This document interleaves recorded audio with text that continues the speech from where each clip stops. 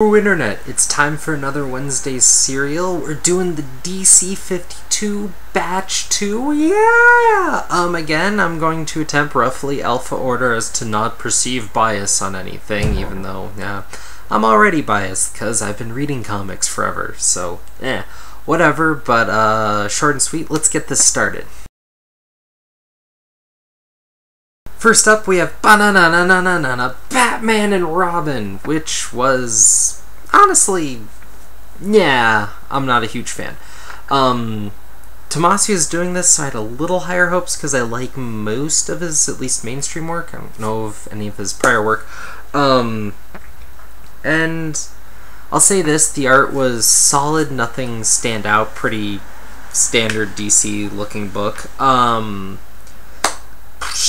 lot of it was just Batman going over the death of his parents, but making a big point that from now on he won't be celebrating, remembering the death day, as it were, but instead remembering his parents on their wedding because he wants to focus on how they live, not on how they died, and yada yada yada. He's talking about his parents, and it's boring. It's really boring. This is the worst kind of Batman book, the one that tries to go back to the origin to find some meaning or give the character more meaning, when really right now what we need is just a good Batman story. We need to hook people, not get them more invested in the character, which I could see the argument for that, but if you're trying to get them more invested in the character, showing them what the character is about is a lot more important.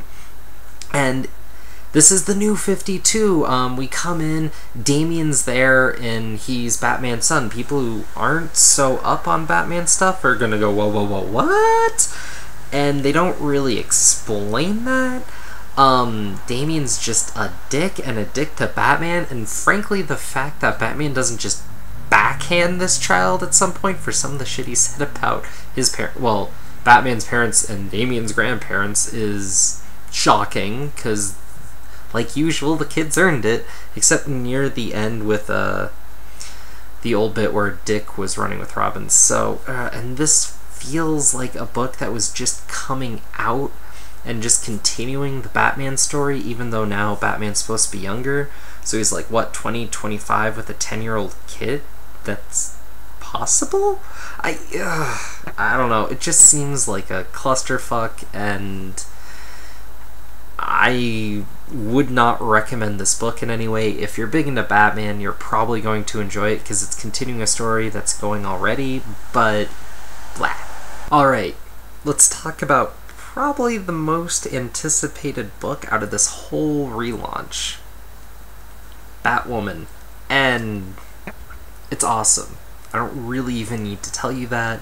It's amazing, pick it up, and if you didn't read the elegy bit from the Detective Comics run that started the whole Love and Namorth Batwoman thing, certainly she'd been around prior with some other things Rucka had done, but obviously none of it lived up to elegy, and none of this will quite live up to elegy. And that's to say, nothing will live up to one of the works that was one of the most stunning things mainstream comics has ever put out. So what? This book is amazing, and from at least one of the main creators of that, and continuing, and Amy Reeder doing some of the other bits, and it's just, although I think Amy Reeder does the other art for other arcs coming up, which will be interesting.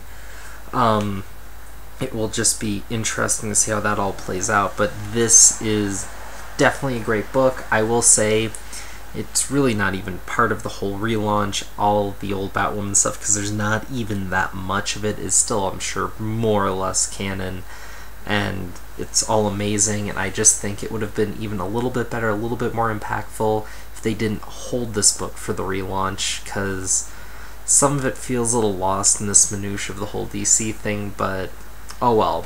We're getting the book finally, it's awesome, and now they've probably had some time to build a bit of a backlog, so hopefully there won't be delays for a good long while.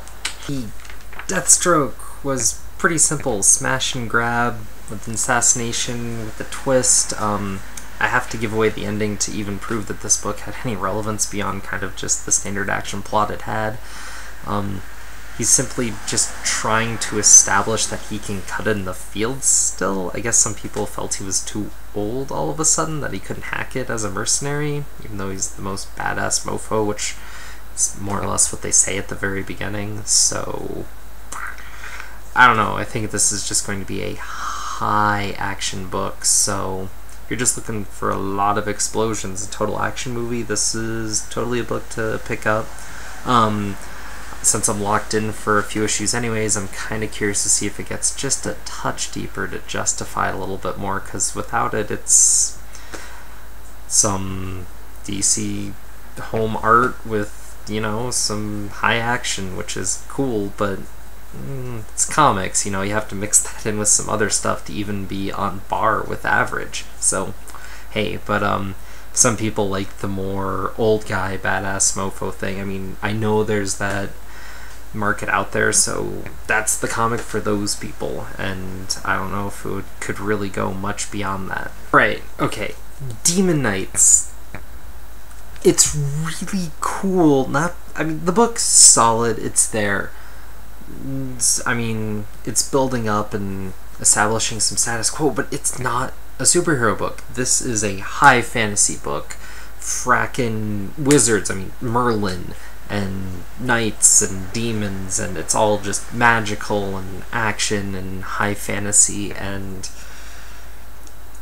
oh my god, that's so cool that they're doing that, because it's just a different genre book, and it's not just another frackin' superhero title. That is so much cooler, and I don't know what I was expecting, but it is so much cooler than I thought it would be. So, random book that came out of nowhere to be better than it probably should be, I don't know, whatever, bam. Right, Frankenstein, Agent of Shade is obviously DC's new Hellboy, ooh, but there's some choice lines in here that make it the book that seems to be connecting this idea of the new DC universe the best so far out of any book.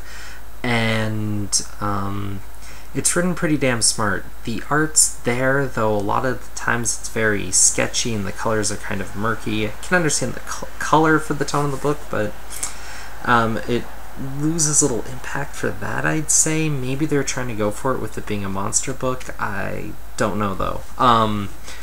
But overall, it's a strong book, and again, bizarre that it's the one kind of making the most out of this whole new relaunch, more so than any other book that isn't forced to, like Action Comics so far. So interesting to see, and not much more to say so far. I thought it would be a little more actiony, but I'm not complaining the fact that it took its time to establish itself a little more, but worth checking out, don't want to spoil too much. Second Wildstorm book to come out from the whole thing, Grifter. The art was really solid, and the story was a big pile of what the fuck. Yeah, I really don't have any other thoughts to say for it. Big chase thing going on the entire time, and I don't even know what to make of it. I'm very underwhelmed. If you were on the fence about getting this book, don't. Right, Green Lantern #1 picks up right where Green Lantern left off, and if you weren't reading Green Lantern before, you'd be confused as all hell. Sinestro's a Green Lantern, not running the Sinestro Corps. Hal Jordan's adjusting to everyday life. That's the comic.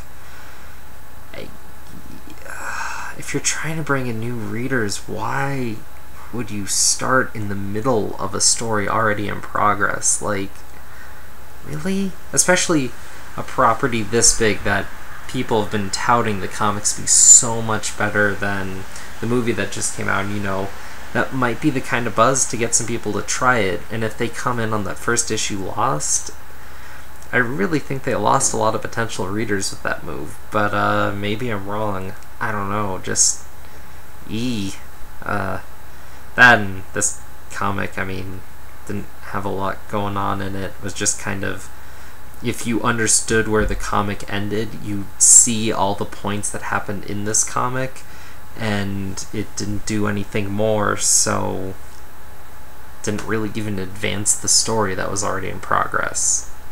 Hooray. Alright, I'm going to take a minute more with this one. Legion Lost. Fabian Nitschke, who's done a lot of books I really like, especially when he's kind of given his own toolbox to work with, usually does a good job of setting stories up and then executing them, and like a lot of other books this week, I'm thrown into the action with a big pile of what the fuck. I don't know what's going on. I don't know these characters at all. And I mean, I understand the Legion, they have a bit about flight rings, and I know enough to know that, but I could see where, I don't know, others might not, and I just find it so bizarre that they're willing to take the time with characters like Batman and Superman and reintroduce the character and get you to know them, but these characters that really next to nobody knows, and I mean, if you're picking up number 1, they should take the time with, they just jump right in. And I had a lot of hopes for this book. The art is nice, there's kind of this weird color inky feel to it that gives it a little bit more flavor, a little bit more soul, and God, and just the story's just bam, bam, bam, bam, and it doesn't slow down to explain nearly anything, and